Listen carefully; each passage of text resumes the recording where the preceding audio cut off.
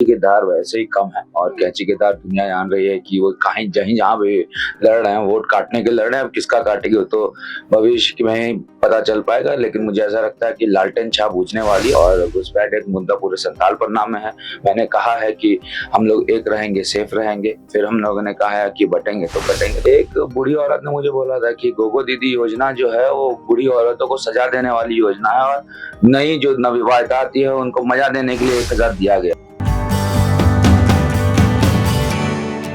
नमस्कार, जी न्यूज देख रहे हैं आप और मैं हूं आपके साथ गौरी रानी। झारखंड में दूसरे चरण का मतदान 20 नवंबर को होना है। ऐसे में गोड्डा विधानसभा की बात करें तो गोड्डा विधानसभा से तीसरी बार हैट्रिक लगाने की तैयारी कर रहे हैं अमित मंडल, जो कि वर्तमान में बीजेपी के विधायक है। तो ऐसे में खास बातचीत करेंगे अमित मंडल से। काफी व्यस्त हैं, फिर भी समय निकाले हैं। सर, आपका बेहद शुक्रिया हमसे बात करने के लिए।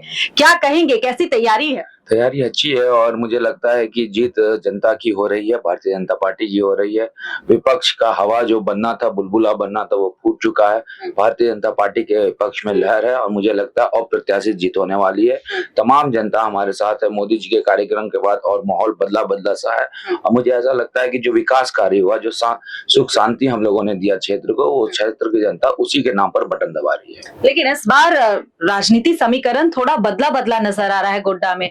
अब ये मतलब त्रिकोणीय मुकाबला देखने को मिल रहा है। एक तरफ संजय यादव हैं तो दूसरी तरफ कैंची छाप भी है। क्या लग रहा है, कैसे देख रहे हैं अपने प्रतिद्वंदी? कैंची के धार वैसे ही कम है और कैंची के धार दुनिया जान रही है कि वो कहीं जहीं जहाँ भी लड़ रहे हैं, वोट काटने के लड़ रहे हैं। अब किसका काटेंगे वो तो भविष्य में ही पता चल पाएगा, लेकिन मुझे ऐसा लगता है कि लालटेन छाप बुझने वाली है और कैंची की धार कम होने वाली है और कमल खिलने वाला है। मुझे जो मैं घूम के अपनी जनता को समझ रहा हूँ और जान रहा हूँ, पहचान रहा हूँ, उसके आधार पर यह मैं दावे के साथ कह सकता हूँ। पूरी शक्ति और ताकत आप झोंक दी है इस विधानसभा चुनाव में। काफी मेहनत करनी पड़ रही है। लोग कन्विंस हो रहे हैं, मतलब लोगों का रिस्पांस कैसा मिल रहा है? बहुत अच्छा लोगों का रिस्पांस मिल रहा है और मुझे ऐसा लगता है कि लोग प्यार करते हैं, इसीलिए दूसरी बार और तीसरी बार बनाने को तैयार हैं। और अगर प्यार नहीं होता तो फिर तो समीकरण 2019 में बहुत मजबूत था, आप जान रहे हैं, महागठबंधन के पक्ष में था, फिर भी गोड्डा हम लोग जीते और इस बार भी हम लोग गोड्डा जीत रहे हैं। अमित मंडल किस मुद्दे के साथ, किस विजन के साथ जनता के बीच जा रहे हैं? देखिए, विकास कार्य तो हम लोगों का मुद्दा पहले से रहा है और भारतीय जनता पार्टी के शासनकाल में विकास कार्य ही प्राथमिकता रही है।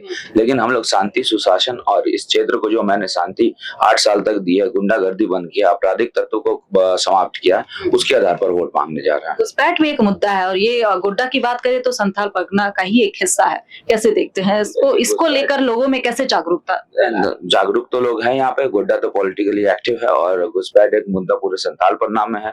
मैंने कहा है कि हम लोग एक रहेंगे, सेफ रहेंगे, फिर हम लोगों ने कहा है कि बटेंगे तो कटेंगे। तो निश्चित तौर पर ये 3-4 जो मुद्दे हैं, यहाँ की जनता को टच करने वाली मुद्दे और इसी मुद्दों पे मुझे लगता है कि यहाँ की जनता वोट भी करने वाली है। अरे अमित जी, गोगो दीदी योजना की बात कर ले, मैया समान योजना की बात कर ले, आप लोग गोगो दीदी योजना लाने की बात कर रहे हैं, लेकिन ग्रामीण क्षेत्र के जो लोग हैं उन्हें कन्विंस करना आप लोगों के लिए मुश्किल हो रहा है, क्योंकि वो लोग कह रहे हैं कि अभी हम लोग को पैसे मिल रहे हैं, लेकिन बीजेपी की सरकार बनेगी, नहीं बनेगी, तब वो पैसे मिलेंगे। तो लोगों को इस मैया समान योजना को लेकर के ग्रामीण क्षेत्र में अगर बात करें तो कैसे किस बात को कैसे मैसेज पहुंचा रही है महिला? एक बूढ़ी औरत ने मुझे बोला था कि गोगो दीदी योजना जो है वो बूढ़ी औरतों को सजा देने वाली योजना है और नई जो नवविवाहिता आती है उनको मजा देने के लिए 1000 दिया गया है। मतलब वो कहना क्या चाह रही थी, 6-6 महीने से वृद्धा पेंशन रोक दिया गया है और वही पैसा जो है वो जा रहा है बहू के अकाउंट में।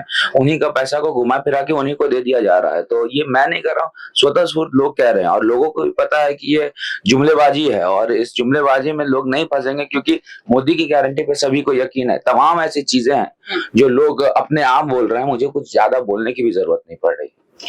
अमित मंडल अपनी जीत को लेकर कितने आश्वस्त है? क्या लग रहा है झारखंड में किसकी सरकार बनने जा रही है 23 नवंबर को? क्या हम देखिए, 23 नवंबर को भारतीय जनता पार्टी की ही सरकार बनेगी और मुझे लगता है कि पूर्ण बहुमत के साथ बनेगी। मैं आंकड़ों पर विश्वास नहीं करता हूँ और गोड्डा में कमल खिलेगा। जो जनता प्यार आशीर्वाद दे रही है उसके आधार पर ये मैं बोल सकता हूँ कि गोड्डा में कमल खिलना स्वाभाविक है। चलिए, बहुत शुक्रिया भैया मुझसे बात करने के लिए। हमारे साथ खास बातचीत कर रहे थे विधायक अमित मंडल, जो कि गोड्डा से बीजेपी से प्रत्याशी भी हैं। दावा कर रहे हैं कि 23 नवंबर को झारखंड में बीजेपी की सरकार बनेगी। इस समय इंतजार करना होगा, देखना होगा कि झारखंड की जनता बीजेपी को कितना आशीर्वाद देती है। फिलहाल इस खबर में इतना ही। मुझे दीजिए इजाजत। नमस्कार।